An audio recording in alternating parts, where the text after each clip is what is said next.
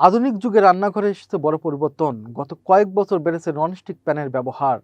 স্বাস্থ্য সচেতন বাঙালিরা ভাবছে তেল কম খেতে হবে বলে ননস্টিকের প্যান দারুণ কাজে আসবে।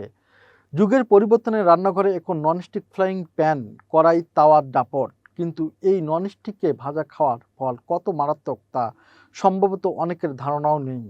গবেষকদের মতে অ্যালুমিনিয়াম ও ননস্টিক পণ্য দীর্ঘদিন ব্যবহার করলে শরীরে ধীরে ধীরে জমতে থাকে ক্ষতিকর উপাদান। বিশেষ করে রান্নার সময় অতিরিক্ত তাপ পেলে এইসব বাসন থেকে ক্ষুদ্র কণিকা খাবারের সঙ্গে মিশে যায়।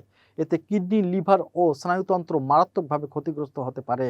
বিশেষজ্ঞরা জানান অ্যালুমিনিয়াম শরীরে জমতে জমতে স্মৃতিশক্তি লোপ পাওয়ায়, হাড় দুর্বল হওয়ায়, এমনকি অ্যালজাইমার রোগের ঝুঁকি বাড়াতে পারে। অন্যদিকে ননস্টিক কোটিংয়ে ব্যবহৃত রাসায়নিক পদার্থ অতিরিক্ত তাপে ভেঙে গিয়ে ক্যান্সার পর্যন্ত ডেকে আনতে পারে। জনস্বাস্থ্যবিদরা পরামর্শ দিয়েছে রান্নায় স্টেনলেস স্টিল, কাস্ট আয়রন বা মাটির হাঁড়ি ব্যবহার করা নিরাপদ। চকচকে ও হালকা ওজনের কারণে অ্যালুমিনিয়াম এবং সহজ পরিষ্কার করার সুবিধার কারণে ননস্টিক পাত্র জনপ্রিয় হলেও এগুলো শরীরের জন্য হতে পারে নীরব বিষ।